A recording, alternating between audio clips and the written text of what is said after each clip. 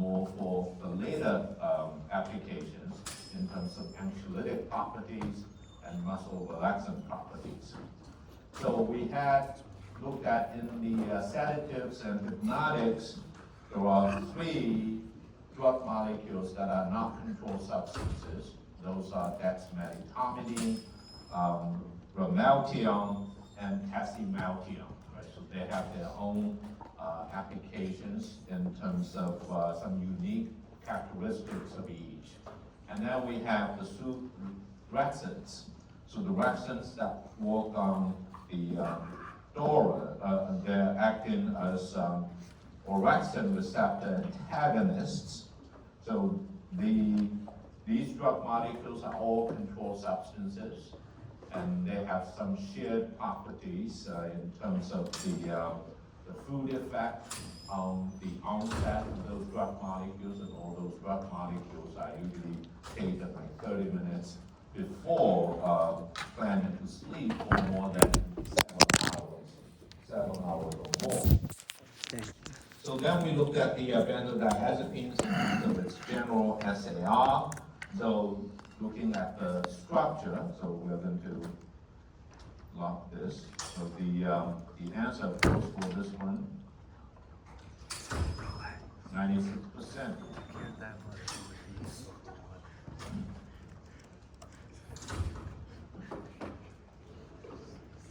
So if you look at the general structure-activity relationship, so you have the benzodiazepine general structure, and then you have the electron withdrawing groups at the 7th position, right? So this is required for optimal activity. And you also have the carbonyl at the C2 position, and then of course another phenyl ring at the C5 position. That's the equivalent of the C6 in the triazole or imidazole benzodiazepines.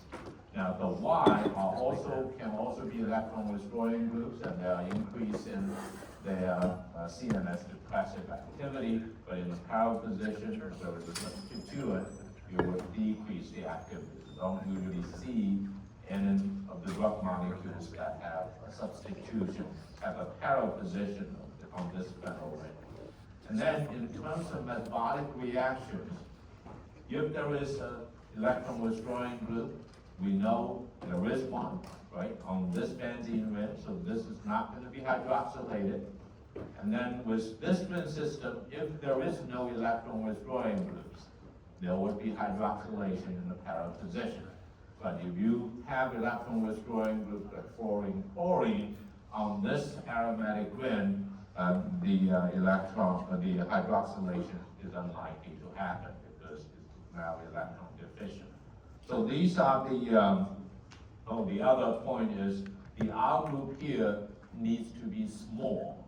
So we're looking at a hydrogen or methyl group, or maybe just an ethyl group. Anything larger than that, you're going to see probably a product. So that means you're going to have that group removed and then give you probably just the hydrogen at the N1 position. So we have 2 drug molecules on this page, chlorodiazepoxide, which is the first drug, right? First benzodiazepine that was discovered, and of course, later on we know that this can be hydrolyzed to give you the CO double bond, and then you can also have hydroxylation at the 3 position. That gives you an active metabolite. And then you have diazepam. This is, of course, probably one of the most well-known benzodiazepines. And it has relatively long half-lives, but after hydroxylation, it can be half-life, elimination half-life is shorter. And then you can have demethylation, resulting in also active metabolite. Nordiazepam or this oxazepam are all active CNS depressants. So the next drug molecule we're going to be looking at, and the other characteristic of benzodiazepines are scheduled for controlled substances. So that means there is a tendency of these drugs being abused, or at least patients' withdrawal symptoms may occur when you use discontinued for their use. So the next drug molecule is chlorazepate. So what you see in this drug molecule, in addition to the general structural features, you have at the 3 position, you have a carboxylic acid, right? This is a potassium salt, which is used in the API, in the tablet. So this drug molecule, because we never said you can have a carboxylic acid in the C3 position. So this carboxylic acid has to be removed through decarboxylation reactions. So this is a prodrug.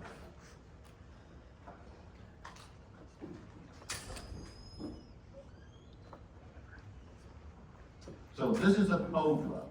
The molecule, the parent drug molecule with the carboxylic acid at the C3 position is not active, right? First of all, it cannot get into the central nervous system relatively that easily because of the negative charge, and also the negative charge here probably prevented from binding to the benzodiazepine binding sites, right? So after decarboxylation, what you have here is just nordiazepine, right? So if you look at the structure, it's basically just nordiazepine. So without the methyl group at this position, so this half-life of the nordiazepine between 36 to 200 hours. So in some patients, it can be as long as 200 hours. In other patients, it may be shorter. But overall, it's on the longer side. I mean, you do see there's a large range because of variability, right, between people. And this is due to the different enzymatic activities that we may have in our system. So this is one prodrug. So this drug molecule is used for anxiety, right? So this is the anxiety, treatment of alcohol withdrawal symptoms, and also for epilepsy, or partial seizures in the treatment as an anticonvulsant or partial seizures. Of course, this is a Schedule 4 controlled substance, so that I won't be writing on all of these, but they are all Schedule 4 controlled substances. So the next drug molecule is flurazepam. So what you see is the general structural features, right? You have chlorine at the 7th position, and then you have another fluorine in the ortho position on the phenyl ring at the 5 position, C5 position. So both of these two phenyl rings are going to be resistant to metabolism because of the groups, the electron withdrawing groups on these phenyl rings. But then at the N1 position, right, you look at the N1 position, you have 2 carbons, and then linked to a tertiary amine. On the nitrogen, you have 2 other ethyl groups, right? We mentioned in the SAR, this N group needs to be small, but this is huge, right? You have a tertiary amine that's of course going to be positively charged. So this drug molecule is a prodrug.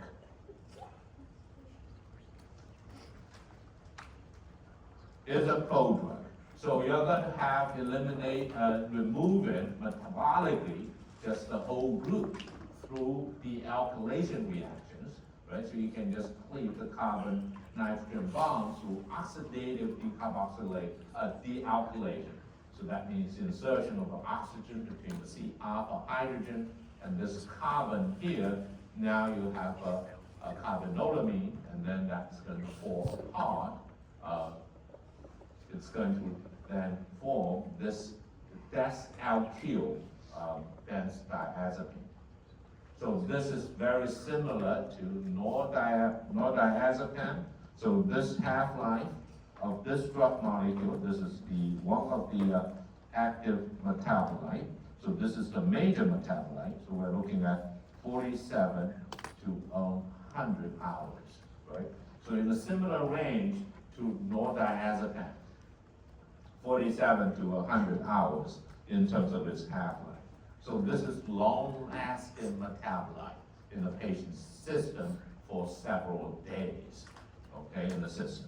So the other deamination reaction can happen, right? So that means it can cleave between this carbon and this nitrogen through oxidative deamination. So once that's cleaved, what you have is an aldehyde, like CO double bond on this carbon that can then be reduced to the alcohol, right? So this is one metabolite, right? So this is observed early in a patient's system, like within probably like 24 hours, but after 24 hours, this is not detectable in the patient's system. So probably doesn't contribute much, even if it's somewhat active, because this is relatively smaller as compared to this larger group, right? So, but then it followed by glucuronidation. So this deamination plus reduction to generate this metabolite is known as a route of metabolism, but the major metabolic reaction to form the active metabolite, major metabolite, is through this dealkylation here on the nitrogen. So this drug molecule has good sedative and hypnotic activity, which can help people sleep with normal REM cycles. So REM cycles is maintain normal dreaming activity in patients. So again, these two aromatic rings have electron withdrawing groups on them. One is chlorine, the other one is chlorine, so they're not going to be undergoing hydroxylation reaction. So this is also a Schedule 4 controlled substance. So mainly used for its sleep-inducing activity of this drug molecule. So the next one is clozapam. So instead of the tertiary amine in the side chain, right, you have just an ethyl with one of the terminal carbon, with one of the two carbons that have fluorine substitution on that carbon, right? So this is the ethyl substitution. So it's relatively small, so that still would be active. And the other change is here, with the oxygen being replaced by sulfur, right, as compared to. So this is basically using a similar approach used in converting like a barbiturate into a cyanobarbiturate, right? So in this case, you're replacing the oxygen here with the sulfur.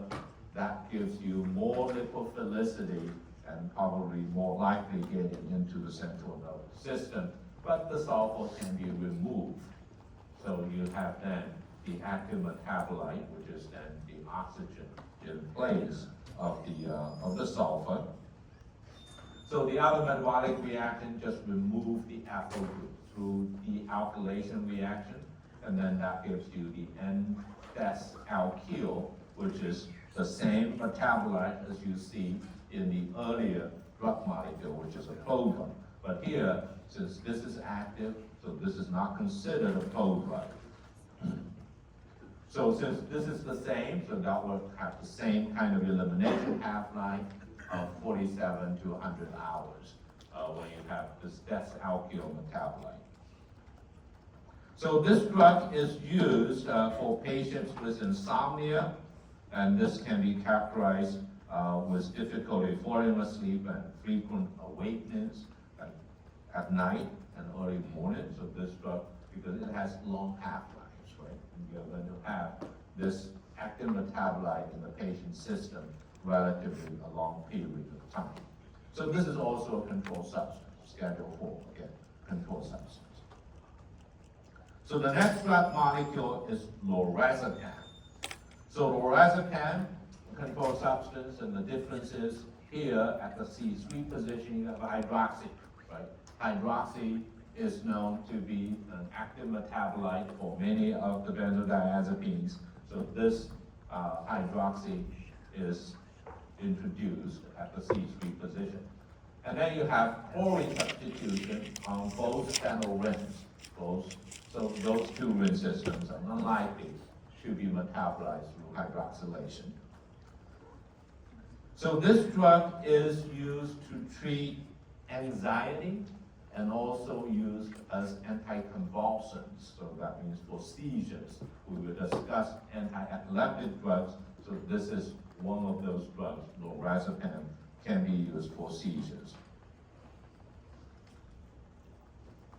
So this is also the treatment of choice for delirium tremens.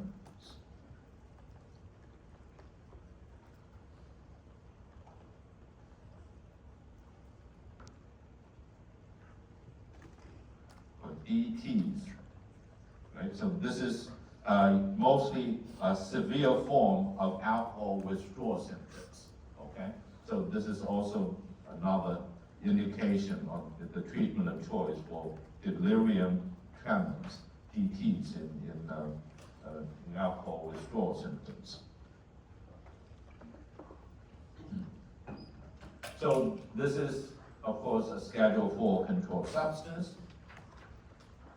So this is in addition to, of course, to treat anxiety and also seizures. In addition, you're going to have this DT that can be treated by this drug molecule, lorazepam.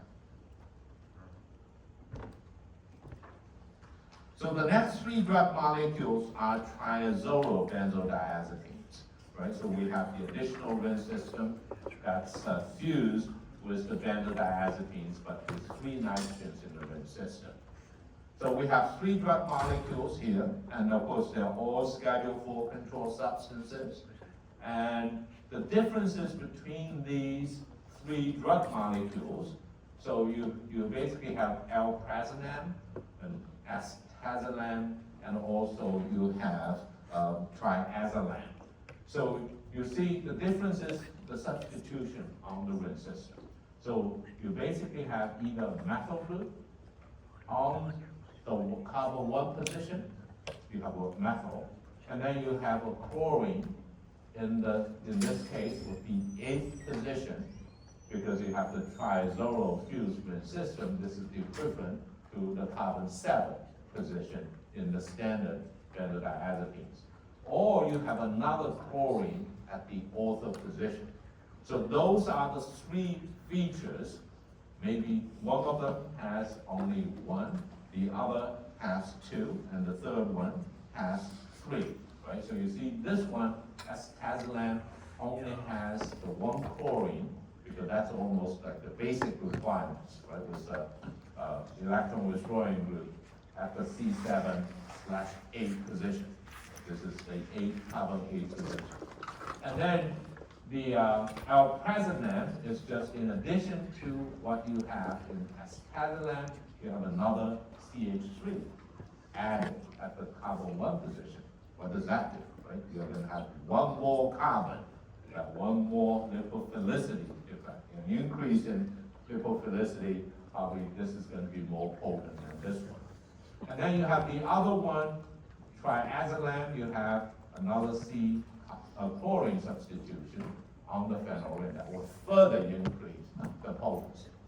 So just ranking between all the three CNS depressive effects, you're going to have this going to be the most potent, right, with all three substitutions, and this is going to be the next one with two substituents that you see, and this is the only one that just with the chlorine. So this is probably the least active among the three triazolo benzodiazepines. So that indicates in the use, in the doses that are being used, right?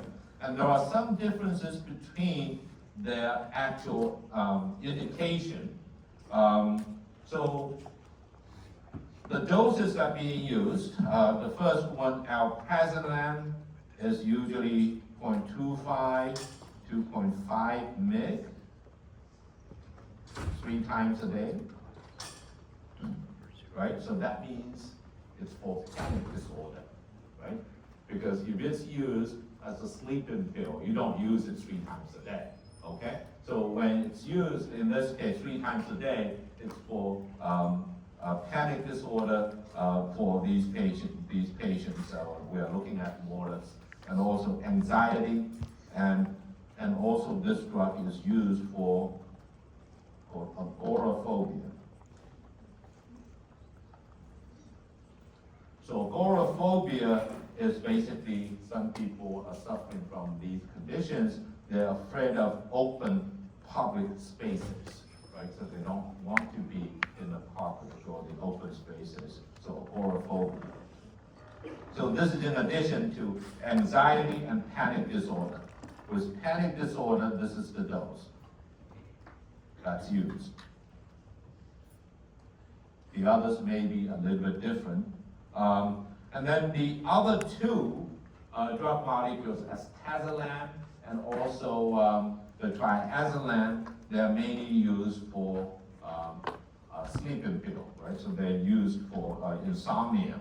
So in terms of the dose used for astaxanthin, so we're looking at 1 to 2 mg at bedtime.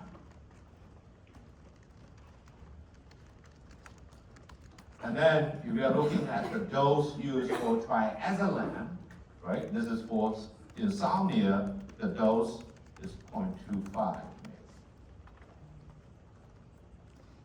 Right? So you're using actually a quarter to about 1/8 the dose. The difference is just really the two substituents, the methyl and also the chlorine substitution.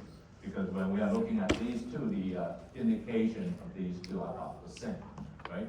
So the other difference is with this one, you have a chlorine substitution on the phenyl ring, so you're unlikely going to have hydroxylation reaction as a metabolism.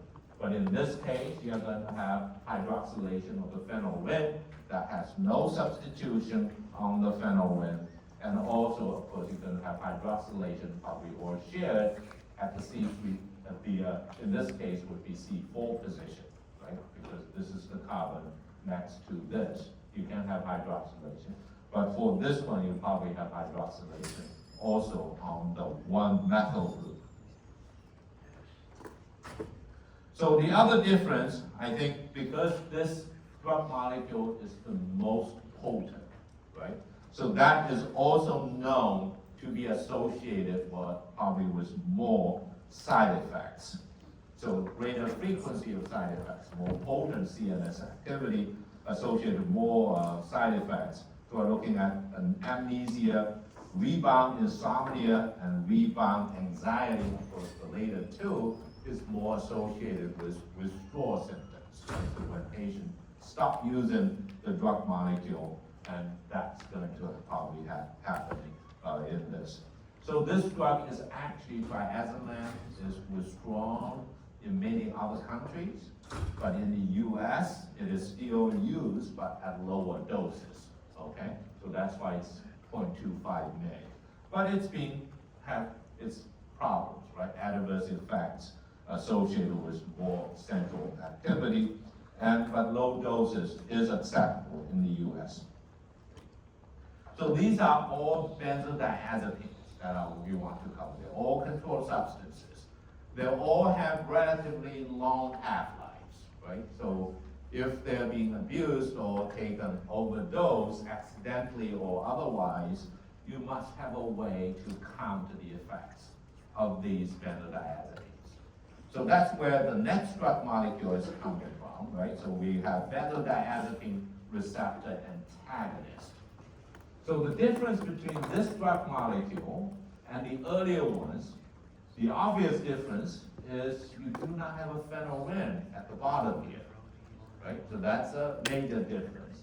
You do have an electron withdrawing substitution that's similar to what you've seen before, earlier in the benzodiazepine, so that means it's going to enhance its binding to the benzodiazepine binding site. So this, instead of the phenyl ring, it's replaced with a carbonyl. So it's now an amide. You do have a methyl group on the nitrogen. And the other feature is the imidazole fuse, right? So you say imidazole fuse with the benzodiazepine ring. And then the most important one here is this ester functional group. what ester is doing there. So this you should immediately think about the half-lives, right? So this is more like a soft drug. And we, remimazolam, we talked about in the very beginning in the intravenous general anesthetics that has an ester. After hydrolysis, it's going to be negatively charged, right? So it's going to affect its binding to the receptor. So this drug molecule in the ester form will bind to the receptor, but does not really enhance the binding of GABA to GABA A receptor. So it doesn't have the CNS depressive effects as the other benzodiazepines, but the binding will prevent the benzodiazepines in the patient's system from activating the receptor. That's activated from binding the benzodiazepine binding site and activate GABA A receptor. So the effect is really removing the CNS depression caused by the benzodiazepines in the patient's system. So this drug was introduced in 1987, and it is usually given by IV, right? So that means when patients coming in with benzodiazepine overdose, you really need to administer this drug molecule very quickly. So usually IV infusion, we are looking at 200 micrograms over 1 to 2 minutes until the effects in the patients kind of, that means maybe the patient's waking up. So you are using, say, the other drug molecules used for general anesthesia, and you want to wake patients up. This is a drug that you can use until the effects is seen, and the maximum dose is 3 mg per hour. So this drug molecule has really a very short half-life. So we're looking at the half-life of this drug molecule, 17 to 15 minutes, right? This is initial half-life, 17 to 15 minutes after administration. So that means within half an hour, it's going to have only a quarter of it left, right? So very little of it left. But if it goes into the central nervous system, in the brain, we are looking at 20 to 30 minute half-life in the brain. And then the terminal elimination half-life, we're looking at 40 to 80 minutes.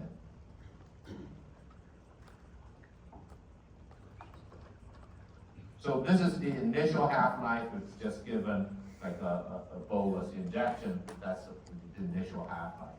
So that means this drug molecule, because of its relatively short half-life, sometimes if you stop giving it, the patients might fall back into CNS depressive effects of the benzodiazepines. You might have to repeat the dosing in order to overcome the symptoms of overdose. So you can't have recurrence of the symptoms because the drug molecule is going to be kind of decomposed or hydrolyzed, deactivated through the esterase hydrolysis.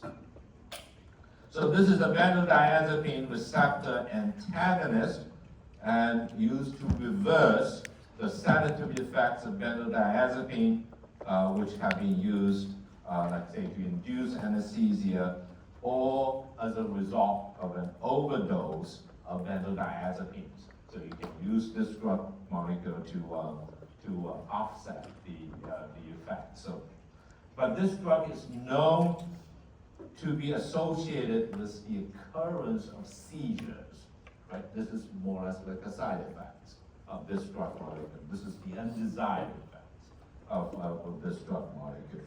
Association with the occurrence of seizures can happen with this drug molecule. So this is the flumazenil. Flumazenil structurally some similarity to the benzodiazepines, but it doesn't have the phenyl at the 5 position, which is required for activation of the receptor, but also incorporate trigger hydrolysis that can deactivate the drug, so that means you won't be able to bind to the drug to the receptor after hydrolysis. So this is all why I want to talk about in the benzodiazepines and the related drug molecules. So the next class of drug molecules we're going to be looking at are the other anxiolytic agents. Right? We're talking about benzodiazepines being used to control anxiety. That there are also other drug molecules that's not controlled substances, not as, like say, the side effect profile, not as bad as the benzodiazepines, that can also be used to control anxiety. So the first one here is buspirone. Buspirone, structurally very unique, and actually there are two drugs on this page. One is buspirone, the other one is gepirone. And buspirone is Buspar, that's the trade name. This is a drug that actually was approved in 1986. And then gepirone, this drug molecule was approved 2023, just 2 years ago. So what are the differences between the two? See the right-hand side, most of the structure of gepirone is in this buspirone. The only difference is you just removed the two carbons on this side, right? So the rest of the structure is exactly the same. So there are shared similarities between the two, but their medical applications are very different. Okay? First of all, they're not controlled substances. They don't have the tendency of being abused. So for buspirone, this drug molecule is a 5-HT1A receptor antagonist. Receptor agonist. Receptor agonist. And this agonist can be full agonist and can also be partial agonist, depending on where the receptor is, right? So maybe a different subtype of this. 5-HT1A can be presynaptic, can also be postsynaptic. It is known that this drug molecule is a full agonist at the postsynaptic 5-HT1A receptor, but is a partial agonist at the presynaptic 5-HT1A receptor. And it also has D2 affinity, more as an antagonist, right? D2, relatively moderate D2 affinity. So this drug is mainly used for anxiety.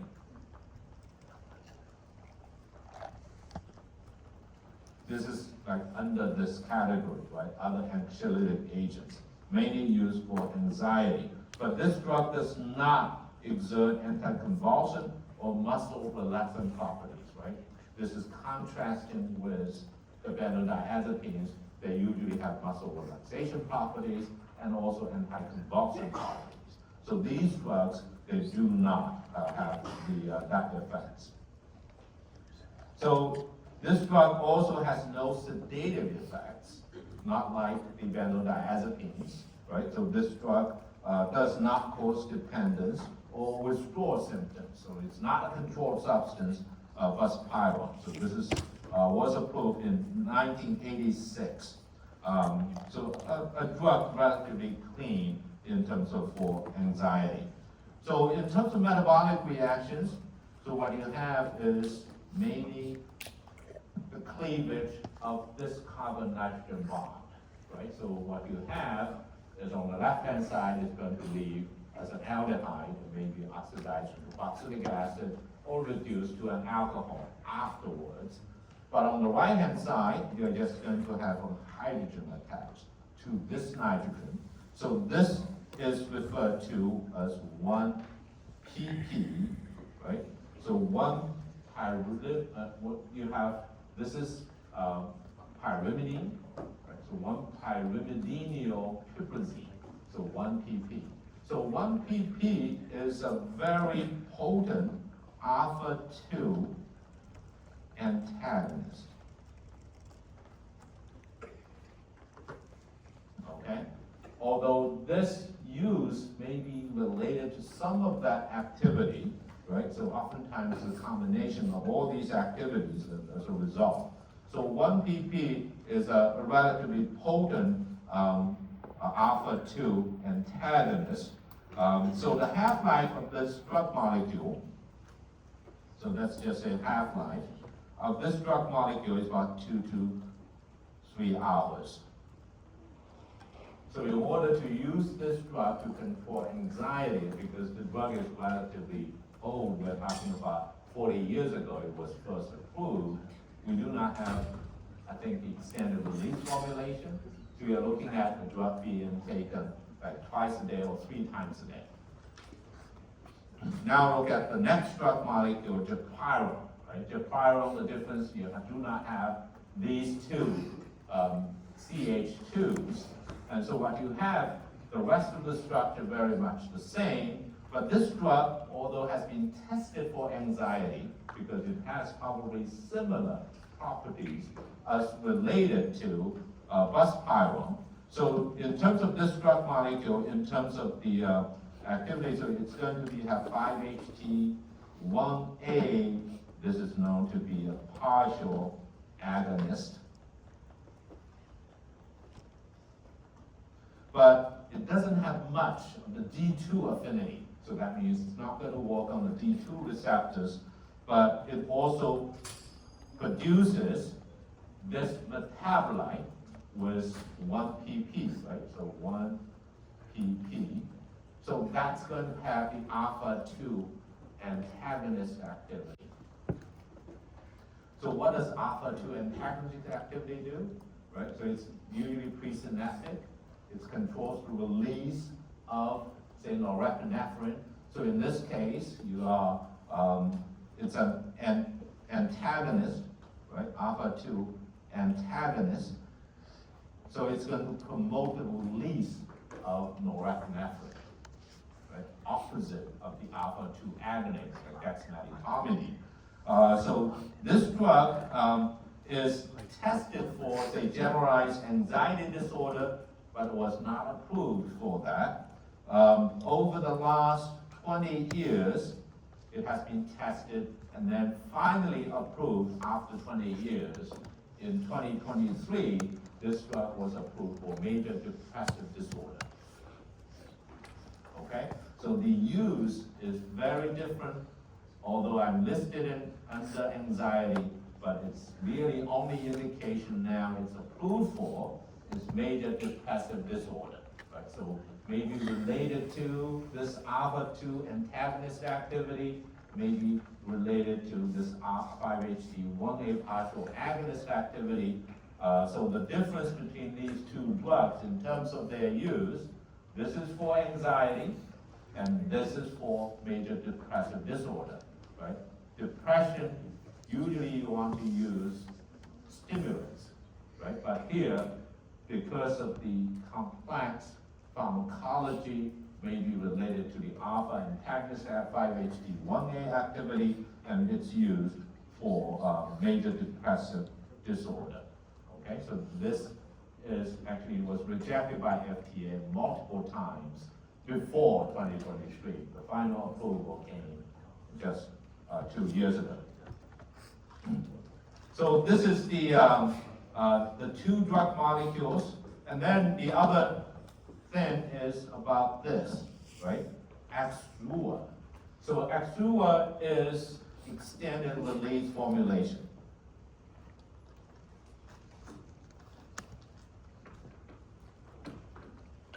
So what you're using is once a day dosing, okay? So this is an extended release formulation, even though the half-life of this drug molecule is about 5 hours.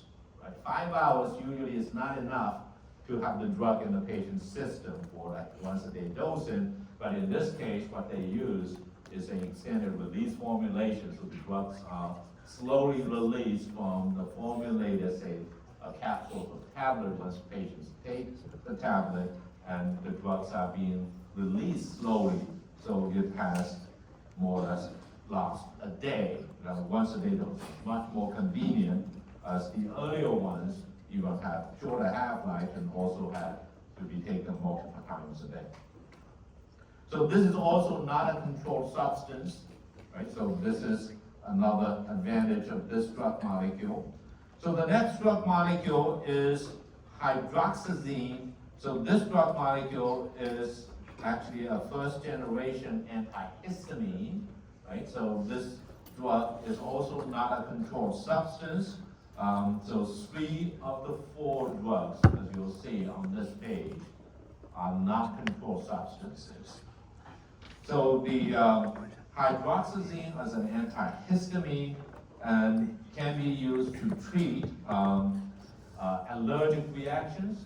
But in here, it is a mild tranquilizer used mainly to reduce anxiety, right? So this is the structure of general antihistamine that you see, an H1 receptor antagonist. It's not useful for like psychosis, but this drug is known to be teratogenic activity, so it can cause potentially birth defects. I think it's not a very clean drug molecule, but can be used for anxiety. So the more interesting drug is the next one. It's also a relatively old drug. So this drug molecule is called meprobamate.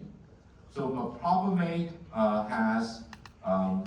was introduced in 1955 and also has a trade name called Miltown. Do you know where Miltown is? Okay, so that's very close to Rutgers, right? So this is where the drug was first discovered. So they used the town name to name this drug molecule. So this drug molecule, you look at this, it's a symmetrical, right? On both sides you have carbamates. In the middle you have a carbon that's substituted with a methyl and also a propyl alkyl group, right? So you have 2 substituents. So this is symmetrical. It's not a chiral molecule, so it's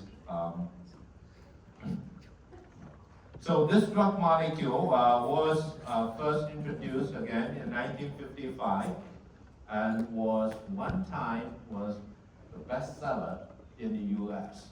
And this is of course used to control anxiety, right? So making people happy. So this is also referred to as the happy pill. When, at least in the maybe 50s and 60s, this, like in the TV commercials, you probably would have that name associated with this drug molecule. So this drug molecule, the exact mechanism of this drug molecule is not well known, it's not known. So probably related to its barbiturate-like activity on the GABA-A receptors, okay?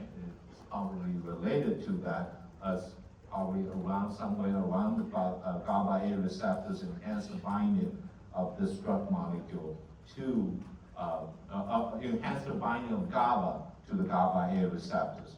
So this is the drug used for anxiety, but this drug can lead to physical dependence.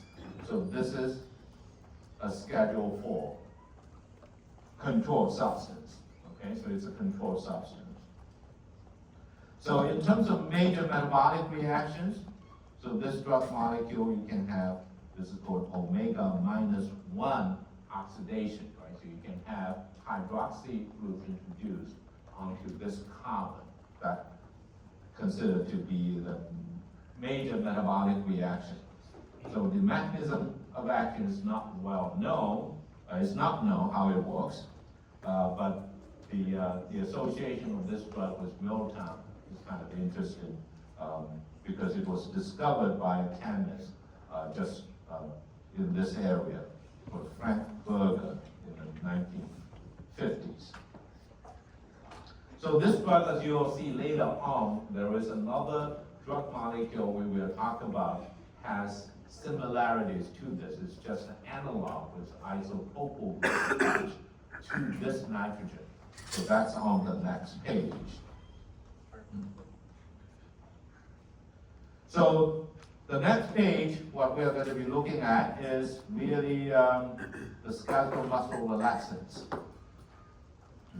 So we're going to be looking at skeletal muscle relaxants, as we talked about earlier, when some of the drug molecules are used to induce general anesthesia, right? They require skeletal muscle relaxation if it's for surgery. But in this case, there are certain conditions that causes contractions of skeletal muscles, and then you require drug molecules to relieve the strain or the sprain that caused by these conditions. So skeletal muscle relaxants can have two possible mechanisms. One is through central nervous system, centrally acting agents. The other one is peripheral acting agents.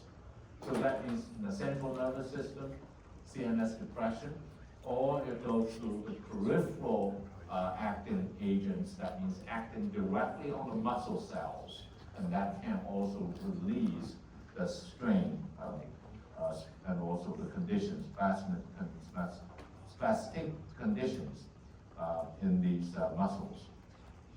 So most of the drugs that we are talking about here are centrally acting, and I think we'll only be talking about one drug in this category that's peripherally acting. So centrally acting, how do they work? So they work in the spinal cord, right? So we have a receptor that basically we sense, right? We sense a signal, and then that signal is transmitted to the central nervous system in the spinal cord, and you have different neurons that kind of in the spinal cord, and then passes and tells the muscle to contract, right? So this is the motor neuron, and then you have the effector muscle. So what we want to do in terms of centrally acting drug molecules is basically work in this area, in the central nervous system, blocking the signal transmission between the neurons. And this is why usually CNS depression. And of course, drug molecules that centrally active, if you use more of those drug molecules, increase the dose, you're going to have more CNS depression. That can cause sedation, right, as you increase the dose. So that's how it works. And you have diazepam, right? This is a drug molecule can relieve skeletal muscle spasms, tetanus, spasticity caused by cerebral palsy, and all these, or paraplegia. These are the conditions that, so we already have seen diazepam that can be used, and also some other benzodiazepines that can be used as skeletal muscle relaxants. But the drug molecules on the right-hand side are relatively simple drug molecules. The first one here is methylcarbamol, right? Methylcarbamol.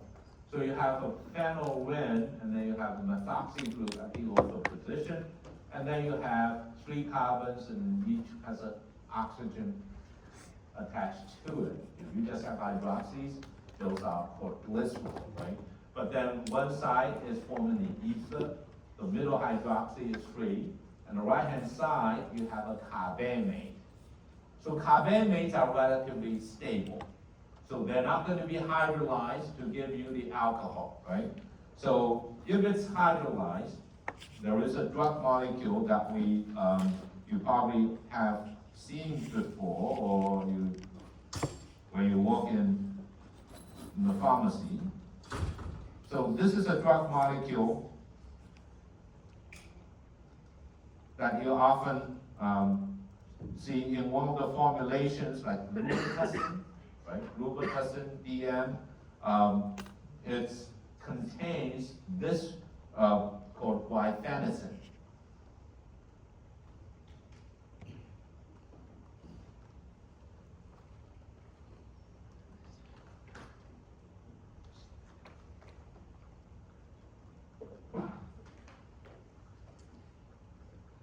Guaifenesin, you see, is just a hydroxy over here instead of the carbamate. Oh, it's not good.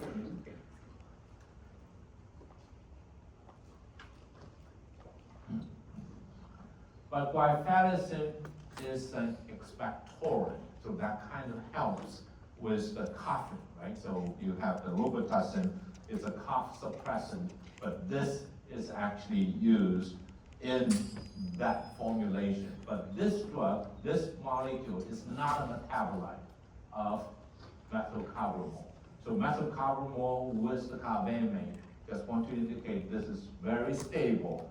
It doesn't get converted to guaifenesin. It has nothing to do when this drug is used. So, but this is a carbamate of guaifenesin. But this drug is used to relieve discomfort associated with acute and painful musculoskeletal conditions, right? So, and can also be used to control neuromuscular aspects of tetanus. And this is often used in combination with analgesic agents, right? So we're looking at really, so analgesic agents, so we're looking at, say, acetaminophen,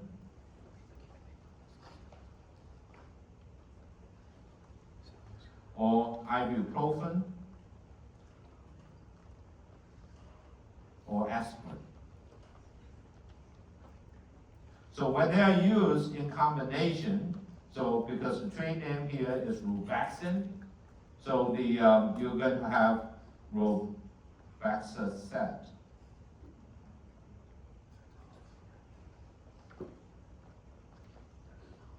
Right, so acetaminophen, right, Robaxacet, and then this here, with ibuprofen, is called Robax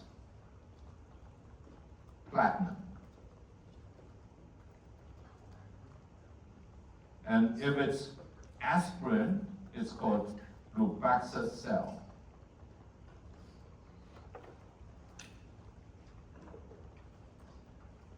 SAL, salicylic acid, right? So that's part of the structure of aspirin. So it's often in combination, and you have different really trade names.